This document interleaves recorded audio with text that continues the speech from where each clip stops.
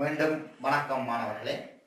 இன்றைய தினமும் நாங்கள் வடக்கு மாகாண கல்வி திணைக்களத்தினுடைய கற்றல் வள நிலையத்தோடு இணைந்து தரம் 11க்கான அபரக்கிரியை பற்றி நாங்கள் இன்று பார்க்க இருக்கின்றோம்.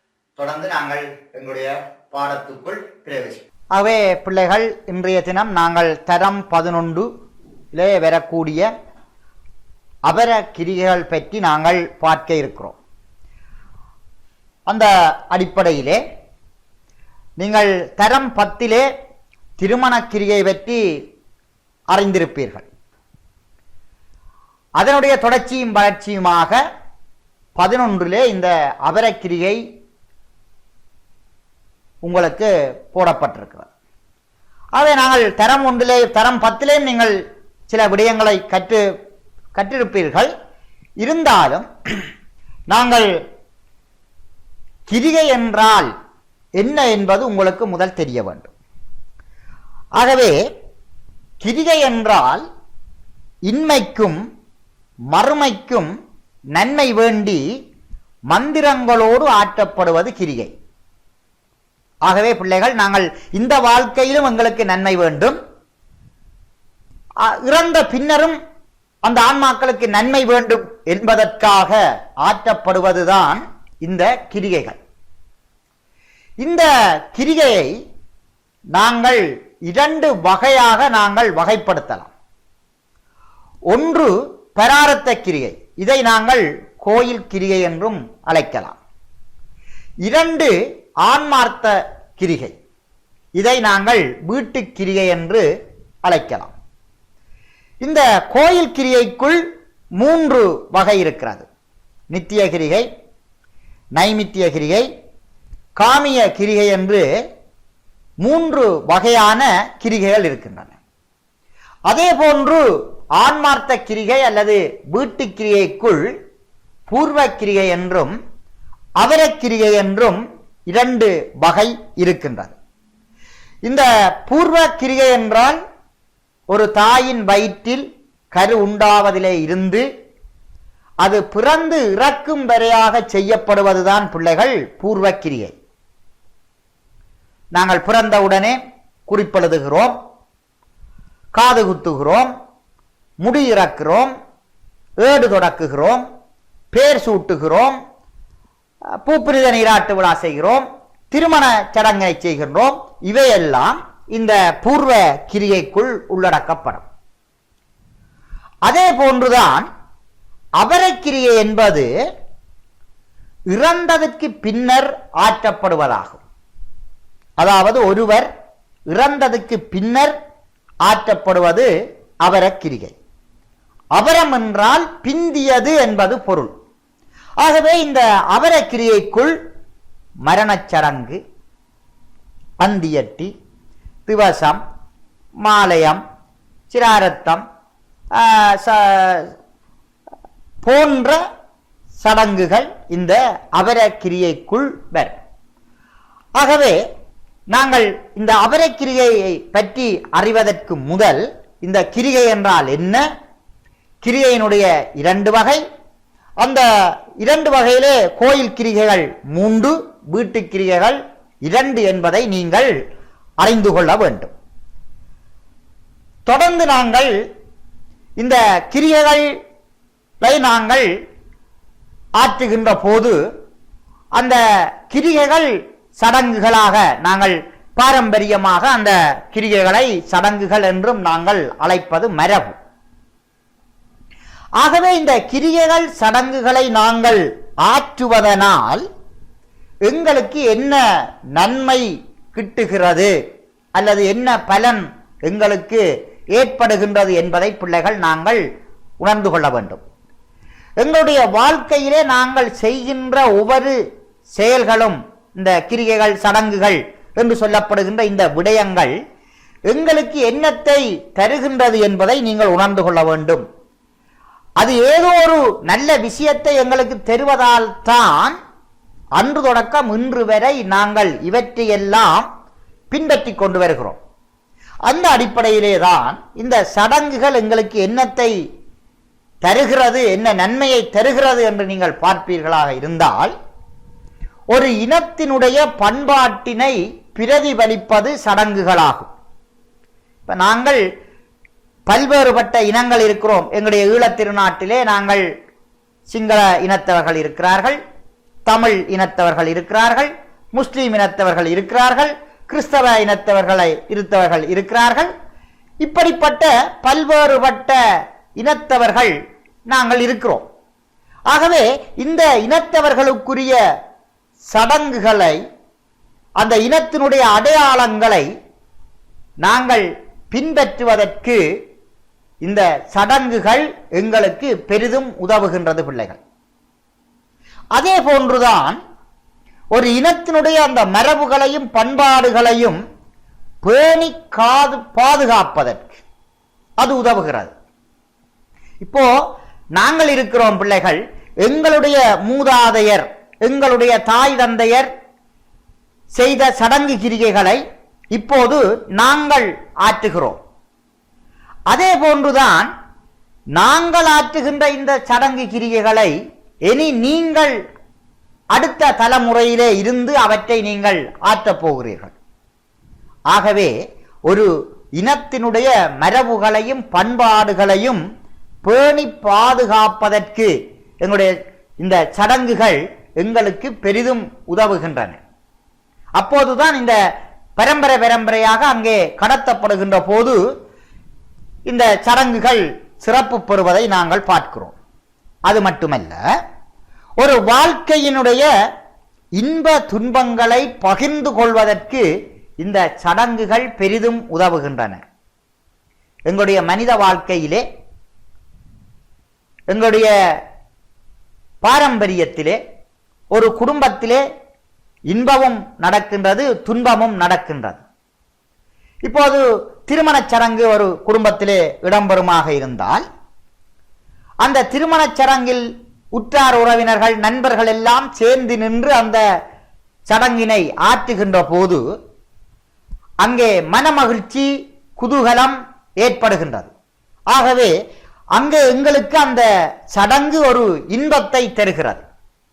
அதே போன்றுதான் ஒரு துன்பகரமான ஒரு நிகழ்வு இடம்பெற்றால், ஒரு குடும்பத்திலே ஒருவர் இறந்தால், அந்த இடத்துக்கு நாங்கள் சென்று அங்கே அனுதாபங்களை தெரிவித்து அவர்களோடு நாங்கள் சேர்ந்திருக்கின்ற போது அவர்களுடைய துன்பத்திலிருந்து அவர்கள் சற்று விலகி நிற்பதற்கு, அந்த துன்பத்தை குறைத்துக் கொள்வதற்கு இந்த சடங்குகள் எங்களுக்கு மிகவும் ஒரு பெரிய உதவியாக இருப்பதை நாங்கள் பார்க்கிறோம். அது மட்டுமல்ல, இந்த சடங்கு சம்பிரதாயங்கள் எங்களுடைய இனங்களை, உறவுகளை வலுப்படுத்துவதற்கு அது உதவுகிறது. நாங்கள் இயந்திர வாழ்க்கை வாழ்கிறோம். ஒருவர் சேர்ந்து கதைப்பதற்கு நேரமில்லாத இந்த உலகம். இந்த உலகத்திலே நாங்கள் இப்படி வேகமாக இயங்கிக் கொண்டிருக்கின்ற போது எங்களுக்கு இடையிலான அந்த பிணைப்பு குறைகின்றது. ஆனால் இந்த சடங்குகள் அந்த பிணைப்பை அதிகரிக்க செய்கின்றன. நாங்கள் ஒரு நிகழ்வு நடக்கின்ற போது, அந்த குடும்பத்துக்கு செல்லுகின்ற போது அந்த உறவு மென்மேலும் வளர்ச்சி அடைவதற்கு இந்த சடங்குகள் எங்களுக்கு உதவுகின்றது பிள்ளைகள். ஆகவே ஒரு இனத்தினுடைய அந்த சடங்குகள் இவ்வாறான பயன்களை எங்களுக்கு தருகின்றது. ஆகவேதான் எங்களுடைய இந்து பண்பாட்டு மரபிலே நாங்கள் இந்த சடங்குகளை எல்லோரும் முறைப்படி பின்பற்றி வருகிறோம். இவ்வாறான சடங்குகள், சமய சடங்குகள் இருக்கின்றது, பிறப்பு சடங்கு இருக்கின்றது, திருமண சடங்கு இருக்கின்றது, ஈமச் சடங்கு இருக்கின்றது, வேளாமை சடங்கு இருக்கின்றது. ஆகவே இவ்வாறான சடங்குகளை நாங்கள் எங்களுடைய குடும்பங்களிலே நாங்கள் ஆற்றுகின்ற போது அதிலிருந்து நாங்கள் பல்வேறுபட்ட பயன்களை நாங்கள் பெற்றுக்கொள்ளக்கூடியவர்களாக இருக்கின்றோம் பிள்ளைகள். தொடர்ந்து நாங்கள் கிரியை பற்றி பார்த்தோம். அதனைத் தொடர்ந்து அந்த கிரிகைகளினால், சடங்குகளினால் எங்களுக்கு கிடைக்கின்ற நன்மைகளை பற்றி பார்த்தோம். இனி நாங்கள் எங்களுடைய பாட அலகுக்குள் வருகின்ற இந்த அபர கிரியை பற்றி நாங்கள் பார்ப்போம். ஆகவே இங்கு அபரம் என்று நாங்கள் பார்க்கின்ற போது ஒருவர் இறந்த பின் அவருடைய நன்மை கருதி செய்யப்படுவதுதான் இந்த அபரம். எங்களுடைய இந்து தத்துவத்திலே அல்லது எங்களுடைய இந்து சமயத்திலே ஒருவர் இறந்தால் நாங்கள் இறப்பு என்று நாங்கள் சொல்லுகிறோம். அது உண்மையில் அது அல்ல. எங்களுடைய சமயம் வலியுறுத்துகின்றது உடல் அழியுமே தவிர உயிர் ஒருபோதும் அழியாது என்பதை எங்களுக்கு சமயம் உணர்த்தி நிற்கின்றது. ஆகவே உடம்புதான் அழியும். ஒருவர் இறந்தால் உடம்பை கொண்டு சென்றுதான் எரிப்பார்கள். ஆனால் எங்களுடைய உயிர் இருக்கும். ஆகவேதான் அந்த உயிரினுடைய நன்மை கருதி இந்த அபர கிரியையை நாங்கள் ஆற்றுகிறோம் பிள்ளைகள். எனவேதான் நாங்கள் உங்களுடைய இல்லங்களிலே ஒருவர் இறந்ததிலே இருந்து அவருக்காக பல பிதிர் சடங்குகளை நாங்கள் ஆற்றுகிறோம். ஏனென்று சொன்னால் அந்த ஆன்மா உயிரோடு இருக்கின்றது. அந்த ஆன்மாவுக்கு நாங்கள் நன்மையை ஆற்ற வேண்டும் என்பதற்காக, அந்த ஆன்மாவுடைய நன்மைக்காக அதனை நாங்கள் ஆற்றி வருகிறோம். ஆகவே இங்கு அபரம் என்பது பிந்தியது என்பது பொருள். கிரியை என்பது செயல். ஆகவே அபரக்கிரியை என்பது பிந்திய செயல் என்று நாங்கள் பொருள் கொள்ளலாம். ஆகவே அபரக்கிரியை என்றால் என்ன என்று கேட்டால் நீங்கள் சொல்ல வேண்டும், அபரம் என்றால் பிந்தியது, கிரியை என்றால் செயல். ஆகவே பிந்திய செயல் என்பது அதற்கு பொருள். இந்த அபரக்கிரியை ஒரு குடும்பத்திலே பிள்ளைகளினால் ஆற்றப்படுகிறது. ஒரு குடும்பத்திலே தாய் தந்தையர் இறந்தால், அந்த குடும்பத்திலே இருக்கின்ற தந்தை இறந்தால் அந்த குடும்பத்திலே இருக்கிற மூத்த மகன் அந்த கிரியையை ஆற்றுவார். தாய் இறந்தால் அந்த குடும்பத்திலே இளைய மகன் அந்த கடமையை செய்வார். இது எங்களுடைய மரபாக இருக்கிறது பிள்ளைகள். பொதுவாக இந்த மரண கிரிகைகள் சமய தீட்சை பெற்றவர்களுக்கு ஆற்றப்படுவது மரபு. ஆனால் இப்போது எல்லோருக்கும் இந்த மரண கிரிகை ஆற்றப்படுவதை நாங்கள் எங்களுடைய சமூகத்திலே நாங்கள் பார்க்கக்கூடியதாக இருக்கின்றது பிள்ளைகள். ஆகவே அந்த அடிப்படையிலே இந்த அபரக்கிரியைக்குள் இடம்பெறுகின்ற சடங்குகளை நீங்கள் பார்ப்பீர்களாக இருந்தால் அதிலே முதலாவது வீட்டு சடங்கு இடம்பெறும்.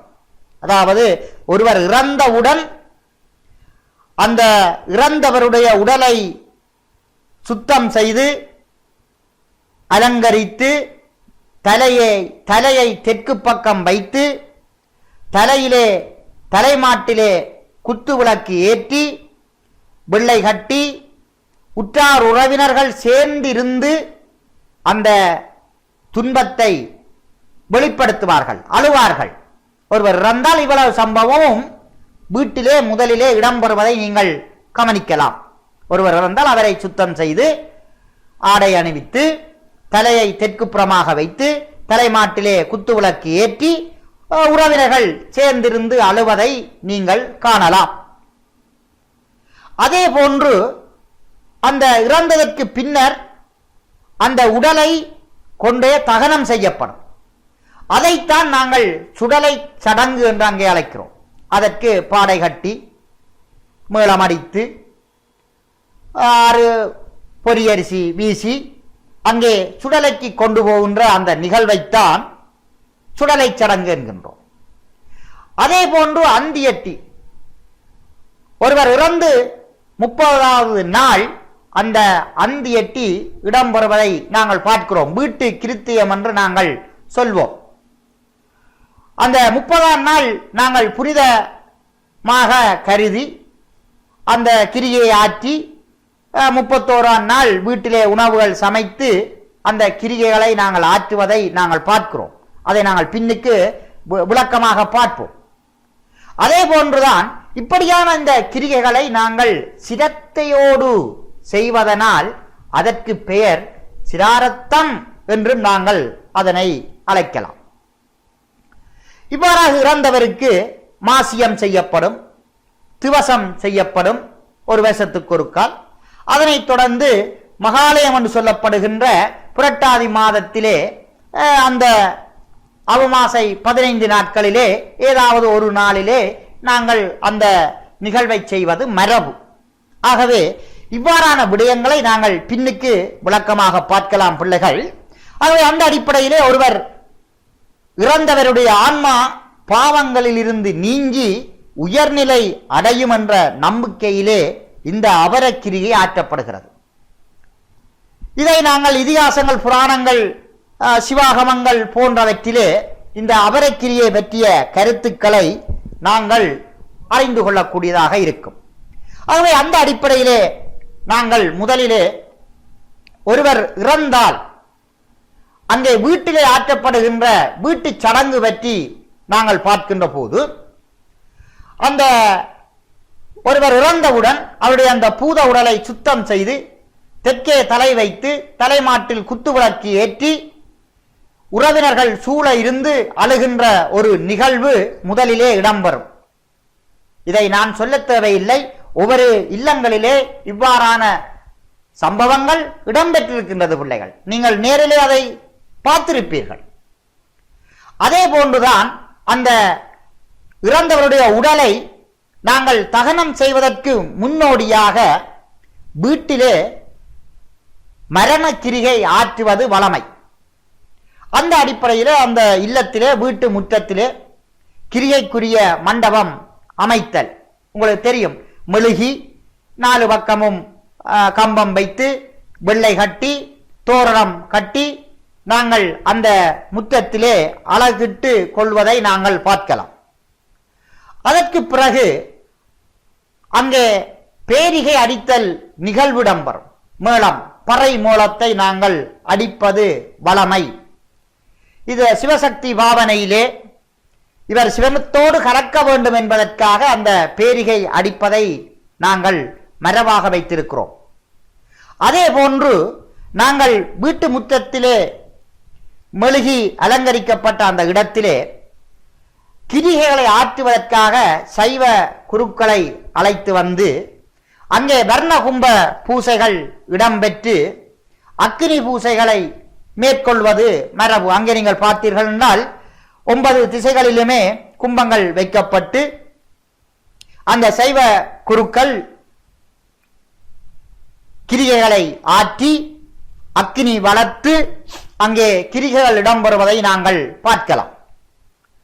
அதற்கு பின்னர் அந்த பூத உடலை, இறந்தவருடைய அந்த உடலை குளிப்பாட்டுதல் என்று சொல்லப்படுகின்ற நிகழ்வு இடம்பெறும்.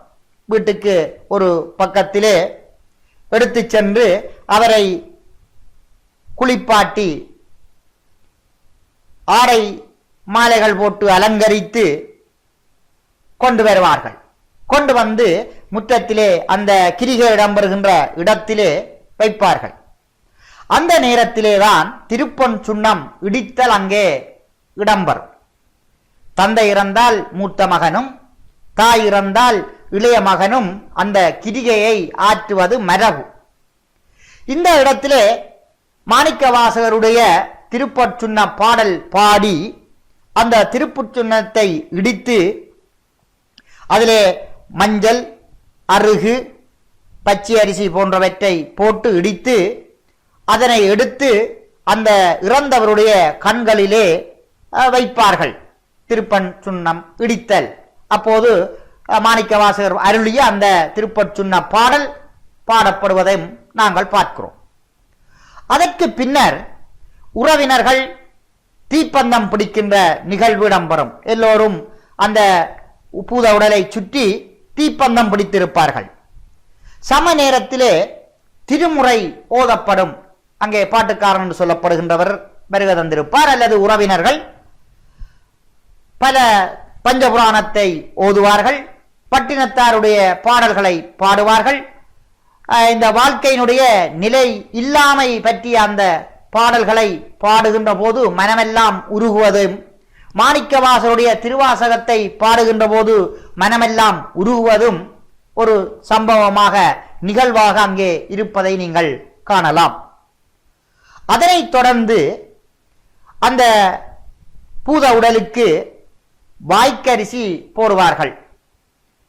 அங்கே தயாரிக்கப்பட்ட பச்சை அரிசி, மஞ்சள், அருகு போன்றவற்றுடன் வைத்து சில்லறை காசெல்லாம் வைத்து அங்கே உள்ள உறவினர்கள் அந்த பூத உடலுக்கு வாய்க்கரிசி போடுகின்ற முறை பலம் வந்து போடுவதை நீங்கள் பார்க்கலாம்.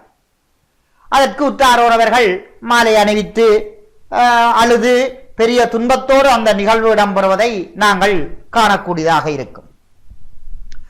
அதற்கு பிறகு பிள்ளைகள் அந்த பூத உடலை மயானத்துக்கு எடுத்துச் செல்வார்கள், சுடலைக்கு எடுத்துச் செல்வார்கள். அவ்வாறு எடுத்துச் செல்லுகின்ற போது அலங்கரிக்கப்பட்ட பாறையிலே பறை மூலம் அடிக்க பொறி தூவி அந்த பூத உடலை சுடலைக்கு எடுத்துச் செல்வதை நீங்கள் காணலாம். இவ்வாறான விடயங்கள் வீட்டிலே இடம்பெற்று அங்கே சுடலையிலும் கிரியைகள் இடம்பெறுவதை நீங்கள் பார்க்கலாம். பூரண கும்பமாக வைக்கப்பட்ட அந்த கும்பத்தை அந்த கிரியை செய்கின்றவர்கள் தனது தோளிலே சுமந்து அந்த உடலுக்கு முன்னே சென்று சுடலையை சென்றடைந்தவுடன் அங்கே விதிப்படி அமைக்கப்பட்ட சுதையிலே பூத உடலை தலை தெற்கு புறமாக வைத்து அந்த இடத்திலே வைக்கப்படும்.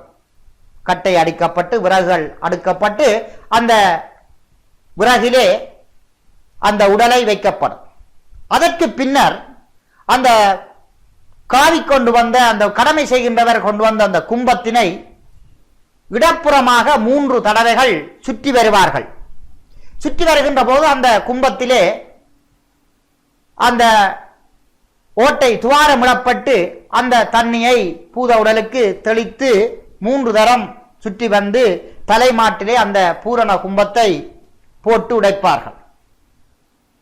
அதற்கு பிறகு அங்கே தலை மாட்டிலே தீ மூட்டி விடுவார்கள். கொள்ளி வைத்தல் என்பார்கள். அங்கே கொள்ளி அங்கே வைக்கப்படும் அந்த கிரியை செய்கின்றவர்கள்.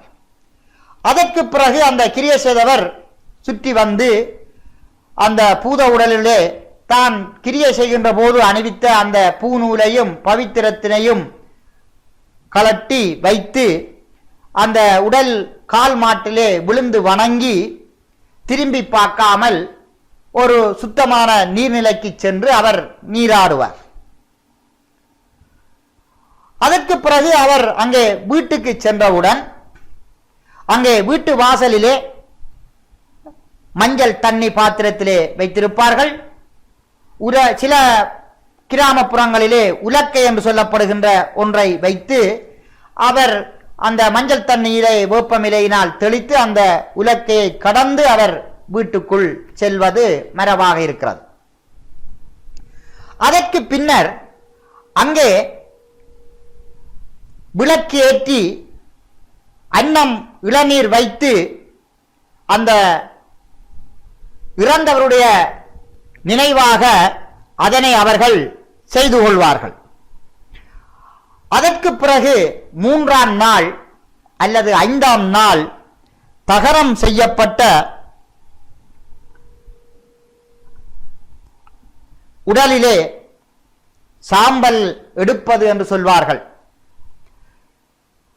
அந்த எரிந்த அந்த சாம்பலை எல்லா அங்கங்களிலும் இருந்து ஒரு பாத்திரத்திலே எடுத்து அந்த சாம்பலை ஒரு புனித தீர்த்தக்கரையிலே கொண்டு போய் அதனை கரைப்பார்கள். இதனை அஸ்தி சஞ்சயனம் அல்லது காடாற்றுதல் என அழைப்பார்கள். உங்களுடைய பாடப்புத்தகத்திலே அஸ்தி சஞ்சயனம் என்று குறிப்பிடப்பட்டுள்ளது. ஆகவே அஸ்தி சஞ்சயனம் என்றால் இறந்த உடலுடைய சாம்பலை எடுத்து புனித நீர்க்கரையிலே கரைத்தல் என்பது பொருளாம். ஆனால் நம்முடைய கிராமப்புறங்களிலே அந்த செயலினை காடாற்றுதல், இன்றைக்கு காடாத்து என்று சொல்லுவார்கள். ஆகவே அங்கே காடாத்துகின்ற முறை அங்கே இடம்பெறும். அந்த காடாத்துகின்ற போதும் அந்த எரிந்த இடத்திலே நவதானியங்கள் இட்டு இளநீர், பால், தயிர் போன்றவற்றினால் குளிர்மைப்படுத்தி நவதானியம் முளைக்க விடுகின்ற அந்த சம்பவம் எல்லாம் அந்த இடத்திலே நடைபெறுவதை நீங்கள் பார்க்கலாம். இவ்வாறு இந்த காராற்றுதல் அஸ்தி சஞ்சயனம் இடம்பெற்றதற்கு பின்னர் அவர் இறந்தவருடைய 30ஆம் நாள் இந்த அந்தியட்டி என்று சொல்லப்படுகின்ற நிகழ்வு இடம்பெறும். இந்த அந்தியட்டி பிள்ளைகள் அந்தி சக இட்டி, அதாவது இறுதியாக செய்யப்படுவது. அந்தி என்றால் இறுதி, இட்டி என்று சொன்னால் யாகம். ஆகவே இறுதியாக செய்யப்படுகின்ற யாகம் என்பது பொருள். ஆகவே அந்த நிகழ்வினை வடபுலத்திலே நீங்கள் யாழ்ப்பாண பிரதேசத்திலே நீங்கள் பார்ப்பீர்களாக இருந்தால் கீரிமலையிலே போய் அந்த நிகழ்வு இடம்பெறும். வன்னி பிரதேசங்களிலே நீங்கள் பார்த்தால் முல்லைத்தீவு போன்ற இடங்களிலே மாத்தளன் பொக்கனை என்ற கடற்கரையிலே அந்த நிகழ்வு இடம்பெறும். கிழக்கு பகுதியிலே நீங்கள் பார்த்தீங்கன்னு சொன்னால் மாமாங்கேஸ்வரத்திலே இடம்பெறும். கொழும்பு பக்கம் நீங்கள் பார்த்தீர்களாக இருந்தால் முகத்துவாரத்திலே இடம்பெறும். இப்படியாக புனித இடங்களிலே இந்த அஸ்தி சஞ்சயனம் செய்யப்படுவதும் அந்தியட்டி செய்யப்படுவதும் மரபாக இருக்கிறது. அந்த அந்தியட்டி 30ஆம் நாள் செய்ததற்கு பிறகு 31வது நாள் வீட்டிலே வீட்டு கிருத்தியம் இடம்பெறும். இந்த வீட்டு கிருத்தியத்திலே தான் பல சம்பவங்கள் அங்கே இடம்பெறும். முதலிலே அந்தணரை கூப்பிட்டு துடக்கு கழித்துக் கொள்வார்கள். அதற்கு பிறகு சவண்டீகரணம் செய்யப்பட்டு பிண்டமிட்டு அந்த பிதிருக்கு செய்ய வேண்டிய கடமைகளை செய்வார்கள். அவ்வாறு செய்கின்ற போது அந்த கிரியையின் முதலிலே பிண்டம் விடுவதற்காக எள்ளு, அரிசிமா, நெய், வாழைப்பழம், சர்க்கரை போன்ற பொருட்களினால் அந்த பிண்டத்தை செய்து அந்த சிவாச்சாரியார் அந்த கிரியையை ஆற்றுவதை நீங்கள் பார்க்கலாம். ஆகவே இறந்தவரை பிதிர் தேவர்களோடு சேர்ப்பதற்காக செய்யப்படுவது இது தலைமுறை தலைமுறையாக செய்யப்பட்டு வருவதை நீங்கள் பார்ப்பீர்கள். இந்த நாளன்று ஏகவிட்டம் கொடுத்தலும் இடம்பெறும். அதாவது இறந்தவர் பாவித்த எல்லா வகையான பொருட்களை எல்லாம் வாங்கி இந்த கிரியை செய்வதற்கு முதல் ஏகதொட்ட ஐயரை வரவழைத்து அவருக்கு குடை, செருப்பு, செம்பு, விளக்கு, மரக்கறிகள் போன்ற பலவற்றை கொடுத்து விடுவதை நாங்கள் பார்க்கிறோம். இது அந்த இறந்தவரை நினைவுபடுத்தி அவருக்கு கொடுப்பது போல் பாவனை செய்து கொடுக்கப்படுவது பிள்ளைகள் ஏகதொட்ட. ஆகவே இவ்வாறாக வீட்டிலே அந்தியட்டி கிரியை இடம்பெறும். ஆகவே இந்த அந்தியட்டி என்பது இறந்தவருடைய ஆன்மா சாந்தி பெறும் பொருட்டு அந்த கிரியைகள் மேற்கொள்ளப்படுகிறது. இந்த நேரத்திலே குருமாருக்கு தான தர்மங்களும் வழங்கப்படும். தான தர்மங்களும் நாங்கள் வழங்குகிறோம். மரக்கறிகளை கொடுக்கிறோம், ஆடைகளை கொடுக்கிறோம். அந்த இறந்தவர் ஞாபகமாக அவருக்கு கொடுப்பது போல் இந்த பிராமணர்களுக்கு நாங்கள் அந்த தான தர்மங்களை செய்வது வழக்கமாக இருக்கிறது. ஆகவே இந்த மரணக்கிரியையின் போது வீட்டுக்கிரியைகள், அடுத்தது சுடலக்கிரியை, அடுத்தது அந்தியட்டி என்று சொல்லப்படுகின்ற அந்த 30ஆம் நாள் 31ஆம் நாள் நடைபெறுகின்ற அந்த நிகழ்வுகள் நாங்கள் பார்த்திருக்கிறோம். அதே போன்றுதான் பிள்ளைகள் இந்த இறந்தவருடைய திதியிலே ஒவ்வொரு மாதத்திலும் வருகின்ற திதியிலே 12 மாதத்திலும் மாசியம் செய்யப்படும். சில சந்தர்ப்பங்களிலே 12 மாசியங்களையும் ஒரே தடவையிலே தான தர்மமாக நாங்கள் செய்து விடுவதும் வழக்கம். இவ்வாறு 12 மாசியத்தினுடைய இறுதியிலே 12வது மாசியத்திலே வருஷத்தினுடைய இறுதியிலே ஓர் ஆண்டின் முடிவு அங்கே திவசம் செய்யப்படும். அது இந்த 12 மாசியம் முடித்ததற்கு பின்னர் அந்த திவசம் ஆற்றப்படும். இது ஆண்டுதோறும் அந்த 12வது திதியிலே ஒவ்வொரு மாதத்தினுடைய திதியின் இறுதியிலே அந்த திவசம் செய்யப்படுவதை நாங்கள் பார்க்கிறோம். இந்த திவசத்தினை சிராரத்தம் என்றும் அழைப்பார்கள். ஏன் நாங்கள் அதை சிராரத்தம் என்று அழைக்கிறோம் என்றால், அது சிரத்தையோடு செய்யப்படுவதனால் அதனை சிராரத்தம் என்று அழைக்கப்படுகிறது பிள்ளைகள். இவ்வாறாக செய்யப்பட்டதற்கு பின்னர் வருஷத்திலே இந்த மகாலயம் செய்யப்படும். மகாலயம் என்பது பெரிய ஒடுக்கம் என்பது பொருள். இது பிள்ளைகள் புரட்டாதி மாத அபரபக்க பிரதமை முதல் அமாவாசை வரையுள்ள காலம், அந்த 15 நாள், அதாவது அமாவாசைக்கு முன்னுள்ள 15 நாட்கள். இந்த 15 நாட்கள்ல ஏதாவது ஒரு நாளிலே எங்களுக்கு வசதிக்கேற்ற வசதியின் படி இந்த மாலயத்தை நாங்கள் செய்வது மரபு. இந்த காலத்திலே நாங்கள் விரதம் இருந்து பிதிர்த்தர்ப்பணம் செய்து தான தர்மம் செய்வது வளமையாக இருக்கிறது. அன்று தினமும் நாங்கள் சைவ உணவுகளை சமைத்து படைத்து உண்ணுவதோடு அங்கே அந்தனரையும் கூப்பிட்டு அவருக்கும் தான தர்மங்களை செய்து வழிபடுவது ஒரு மரபாக இருப்பதை நாங்கள் பார்க்கிறோம்.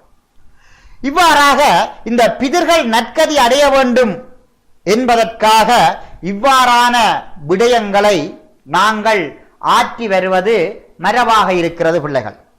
ஆக இந்த அபரக்கிரியையிலே நாங்கள் பல்வேறுபட்ட விடயங்களை எங்களுடைய வாழ்க்கையிலே நாங்கள் பின்பற்றுகிறோம். ஆகவே கிரிகை என்றால் என்ன, கிரியையினுடைய 2 வகைகள், அந்த கிரியைக்குள் அபரக்கிரிகை என்றால் என்ன, அந்த அபரக்கிரியைக்குள் ஆற்றப்படுகின்ற சடங்குகளை பற்றி நாங்கள் பார்த்திருக்கிறோம். அதிலே முதலாவது வீட்டுக்கிரியை பற்றி பார்த்திருக்கிறோம், 2வது சுடலக்கிரியை பற்றி பார்த்திருக்கிறோம், 3வது அந்தியட்டியை பற்றி பார்த்திருக்கிறோம். அதே போன்று மாலயத்தை பற்றி நாங்கள் பார்த்திருக்கிறோம். அடுத்தது திவசம் பற்றி நாங்கள் பார்த்திருக்கிறோம் பிள்ளைகள். இவ்வாறான கிரியைகள் எல்லாம் இந்த அபர கிரிகையிலே செய்யப்படுகின்ற கிரிகைகளாகும். இவற்றையெல்லாம் நாங்கள் ஒவ்வொருவரும் எங்களுடைய மூதாதையருக்கு பிதர்களுக்கு நாங்கள் ஆற்ற வேண்டும். அப்போதுதான் அந்த பிதர்கள் எங்களையும் ஆசீர்வதிப்பார்கள், நாங்களும் நல்லாக இருக்கலாம் சிறப்போடு. அதே போன்று அந்த பிதர்களும் சிறப்பாக இருப்பதற்கு எங்களுடைய வாழ்க்கையிலே நாங்கள் இவற்றையெல்லாம் பின்பற்றப்படல் வேண்டும். இந்த அபரக்கிரிகைகள் பற்றி இதுவும் ஒவ்வொரு இடத்துக்கிடம் குலங்களுக்கு குலம் மாறுபட்டு அமைந்திருக்கலாம் பிள்ளைகள். ஆனால் எங்களுடைய பாடப்பரப்பிலே இருக்கின்ற அந்த விடயங்களை சாரம்சமாக வைத்து இன்றைய தினம் நாங்கள் இந்த அபரக்கிரியைகளை பற்றி நாங்கள் பார்த்திருக்கிறோம். அந்த அடிப்படையிலே இந்த அபரக்கிரியைக்குள் வரக்கூடிய வினாக்கள் என்ற அடிப்படையிலே நாங்கள் பின்வரும் வினாக்களை நீங்கள் பார்த்து கொள்ளலாம். கடந்த காலங்களிலே இப்படியான வினாக்கள் வந்திருக்கின்றது. ஆகவே இங்கு அபரம் என்றால் என்ன? அப்ப அபரம் என்றால் பிந்தியது, கிரிகை என்றால் செயல். ஆகவே பிந்திய செயல் என பொருள்படும். அபரக்கிரியை செய்யப்படுவதன் நோக்கம் யாது? இறந்தவருடைய ஆன்மா நற்கதி அடைய வேண்டும், அது நன்மையோடு சிறப்பாக இருக்க வேண்டும் என்பதற்காக அந்த அபரக்கிரிகை ஆற்றப்படுகிறது பிள்ளைகள். அதே போன்று அஸ்தி சஞ்சயனம் என்றால் என்ன? அப்ப அஸ்தி சஞ்சயனம் என்று சொன்னால் உங்களுக்கு தெரியும், இறந்தவருடைய உடலுடைய சாம்பலை புனித நதிக்கரைகளிலே கரைத்து விடுவதைத்தான் நாங்கள் அஸ்தி சஞ்சயனம் என்று சொல்லுகிறோம். இங்கு கேட்கப்பட்டிருக்கின்றது அஸ்தி சஞ்சயனம் மேற்கொள்ளப்படும் இடங்கள். அப்ப சில புனித நீர்நிலைகளிலே அவற்றை நாங்கள் கரைத்து விடுகிறோம். குறிப்பாக யாழ்ப்பாணத்திலே கீரிமலையிலே இடம்பெறுகிறது, வில்லுன்றியிலே இடம்பெறுகிறது, வன்னி பிரதேசங்களிலே புனித நதிக்கரைகளிலே அதை ஆற்றுகிறார்கள். சிறப்பாக மாத்தளன் பொக்கனை என்று சொல்லப்படுகின்ற இடத்திலே அதனை கரைத்துக் கொள்கிறார்கள். கிழக்கு மாகாணத்திலே மாமாங்கேஸ்வரத்திலே கரைத்துக் கொள்கிறார்கள். கொழும்பு பக்கங்களிலே கடலிலே கரைத்துக் கொள்ளுகிறார்கள். இவ்வாறாக இந்த அத்தி சஞ்சயனத்தினை செய்வதை நாங்கள் பார்க்கிறோம். அதே போன்றுதான் அந்தியட்டி என்றதன் பொருள் யார்? அப்ப அந்தி என்று சொன்னால் கடைசி, டி என்றால் யாகம், ஆகவே இறுதியாக நடக்கின்ற யாகம் என்பது பொருள். ஆகவே இவ்வாறாக பிள்ளைகள் இதிலே வருகின்ற வினாக்களை நீங்கள் அதிகம் பரீட்சைக்கு வந்த வினாக்கள், இவற்றை நீங்கள் கருத்திலே கொண்டு இவற்றை நீங்கள் பின்பற்றி இதற்கான விடைகளை நீங்கள் தெரிந்து வைத்திருக்கின்ற போது இந்த அலகுக்குள்ளே வரக்கூடிய எல்லா விதமான விடைகளுக்கும் நீங்கள் விடை எழுதக்கூடியவர்களாக இருப்பீர்கள். ஆகவே இன்றைய தினம் நாங்கள் அபரக்கிரியை பற்றிய விடயங்களை நாங்கள் பார்த்திருக்கிறோம். இவ்வளவு நேரமும் இந்த விடயத்தை உங்களுடைய இல்லங்களிலே அல்லது உங்களுடைய ஊரிலே இப்படியான நிகழ்வுகளை நீங்கள் கண்டிருப்பீர்கள். அவற்றோடு இந்த பாட அலகிலே இருக்கின்ற விடயங்களையும் நீங்கள் கற்றுணர்ந்து பரீட்சைக்கு நீங்கள் எதிர்கொள்ளுகின்ற வினாக்களுக்கு சரியான முறையிலே பதிலை எழுத வேண்டும் என்று கேட்டு, ஆகவே பிள்ளைகள் இன்றைய தினம் நாங்கள் இந்த திருமண அபரக்கிரியை பற்றிய கருத்துக்களை நாங்கள் பார்த்திருக்கிறோம். இன்றைய தினம் நாங்கள் சாதாரண மனித வாழ்க்கையிலே நாங்கள் ஒவ்வொருவரும் கடைபிடிக்கின்ற அல்லது கற்றுணர்கின்ற அந்த விடயங்களை விழுவியங்களோடு சேர்ந்த வகையிலே இந்த அபரக்கிரியை பற்றி நாங்கள் இன்றைய தினம் பார்த்திருக்கிறோம். இதுவரை இந்த விடயங்களிலே நீங்கள் தெளிவு பெற்றிருப்பீர்கள் என்று நம்புகிறேன். அதன் வரை நாங்கள் நன்றி கூறி விடைபெறுகின்றோம். நன்றி, வணக்கம்.